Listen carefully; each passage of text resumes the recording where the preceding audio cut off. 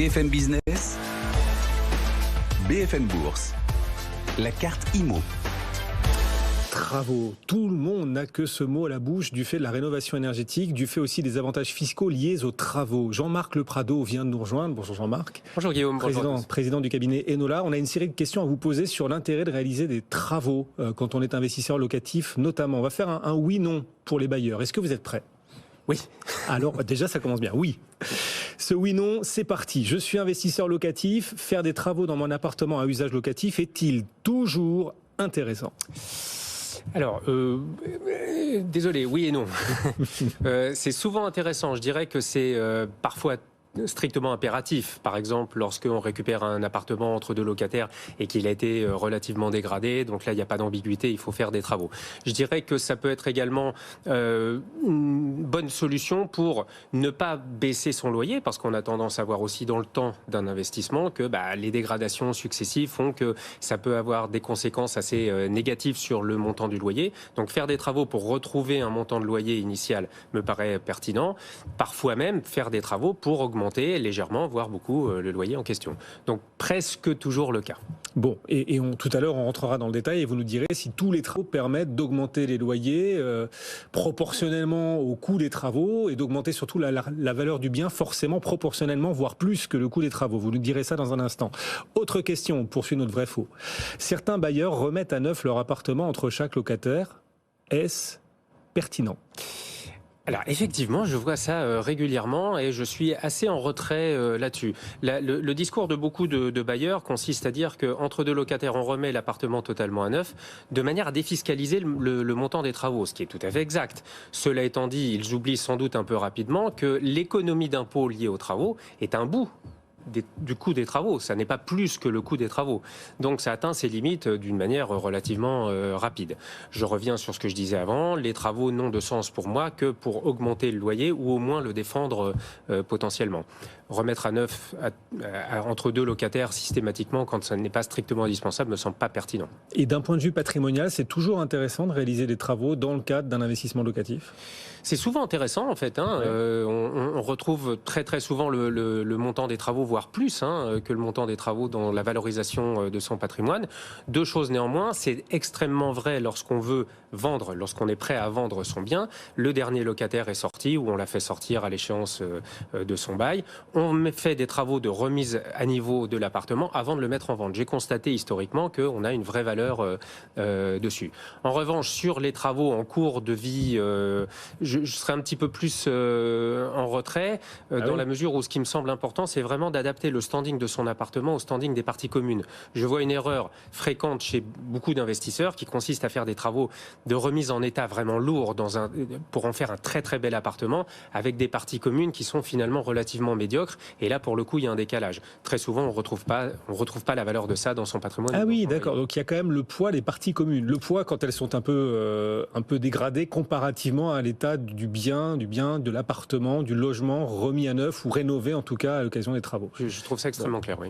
D'un point de vue fiscal, on poursuit notre vrai-faux, notre oui-non, pour être plus précis. D'un point de vue fiscal, est-il toujours intéressant de réaliser des travaux dans le cadre d'un bail ? Alors dans la quasi-totalité des cas, oui. Que l'on soit d'ailleurs en location nue ou en location meublée, la mécanique est un peu différente, mais dans les deux cas, on va retrouver de l'économie d'impôt.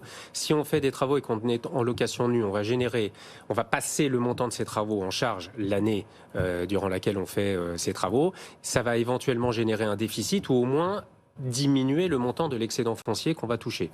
Donc, on va faire une économie d'impôt. Pour faire simple, vous prenez votre tranche marginale d'imposition et vous rajoutez la CSG-CRDS de 17 et quelques %, et c'est l'équivalent de votre économie d'impôt. Si vous dépensez 1000 et que vous êtes dans une TMI à 30, vous allez globalement récupérer la moitié de votre coût de travaux l'année d'après. Si on est en location meublée, la mécanique est un peu différente. On va amortir les travaux. Donc on va les récupérer. On va récupérer cette économie d'impôt, mais un peu plus loin dans le temps. Et ce qui est intéressant, c'est que vous nous parlez, riche d'une expérience longue dans cet univers du bail et de l'investissement locatif. Ça fait combien de temps que vous travaillez dedans ? Ça fait une petite trentaine d'années. Petite trentaine d'années, au contact direct des clients. Voilà, vous n'êtes pas en train de nous réciter le catéchisme de l'investisseur immobilier. Non, c'est de la pratique, c'est du retour d'expérience dont vous nous faites part aujourd'hui. Oui, absolument. C'est de cette manière-là que j'ai monté mon petit cabinet à l'époque. Alors, on va continuer justement de voir comment vous sentez les choses, du haut de ces 30 ans d'expérience dans l'investissement locatif, avec cette question, puis-je faire des travaux avec un locataire encore présent dans les lieux ? Alors oui, aucune difficulté, évidemment, en dehors des difficultés techniques qui consistent à faire les travaux avec un habitant à l'intérieur. Donc ça peut poser des problèmes d'organisation des travaux, mais d'un point de vue technique, il n'y a évidemment aucun souci. Parfois, c'est indispensable. Si vous êtes aujourd'hui propriétaire d'une passoire thermique, et si vous voulez continuer à louer, il n'y a pas 36 solutions. Il faut faire des travaux de remise aux normes de votre appartement. Et comment ça se passe du coup? Il paye toujours un loyer même s'il y a des travaux? Le loyer est minoré? Enfin, comment ça se passe concrètement? C'est une discussion. Alors après, sans rentrer dans des éléments juridiques que je ne maîtrise pas d'ailleurs, mais c'est une discussion avec le locataire. Parfois, il est indispensable d'occuper le locataire, enfin de reloger le locataire ailleurs en attendant, si ce sont des travaux qui sont extrêmement lourds, ou de le faire par étapes, de manière à le laisser vivre dans une partie de l'appartement pendant qu'on est en train de restaurer l'autre. Donc c'est nécessairement compliqué, mais techniquement, pas de difficulté particulière. Dernière question, puis-je augmenter mon loyer comme je l'entends après les travaux? Alors j'aimerais bien, jusqu'à il y a quelques années, c'était oui, la réponse était claire. Aujourd'hui, c'est assez différent, puisque évidemment, ça va dépendre de plusieurs critères, notamment du fait qu'on soit en zone tendue ou pas. Si on n'est pas en zone tendue, il n'y a pas de difficulté particulière. On fixe son loyer et son nouveau loyer comme on veut. Si on est en zone tendue, ce qui est quand même le cas de beaucoup de grandes communes en France aujourd'hui, beaucoup de précautions, puisqu'il y a un montant minimum de travaux à réaliser pour pouvoir justifier d'une augmentation de loyer, y compris entre deux locataires. L'augmentation ne peut pas être supérieure à certains volumes, donc beaucoup de précautions sur les augmentations de loyer. Et d'ailleurs, un vrai élément de réflexion lorsque l'on réfléchit à l'établissement d'un programme de travaux. Il faut en tenir compte parce qu'on n'aura pas nécessairement le retour sur investissement qu'on peut en attendre. L'encadrement des loyers, il tient compte du fait que le bien a été rénové, que des travaux y ont été réalisés. Enfin voilà, le loyer tel que défini par l'encadrement des loyers dans certaines des grandes villes françaises s'ajuste aussi selon l'état du bien, l'évolution de l'état du bien et les travaux réalisés en cours de location? Alors, en fonction de ça, vous pouvez monter effectivement d'un cran votre niveau de loyer, mais en tout état de cause, en ne dépassant pas le loyer plafonné de la localisation dans laquelle vous êtes.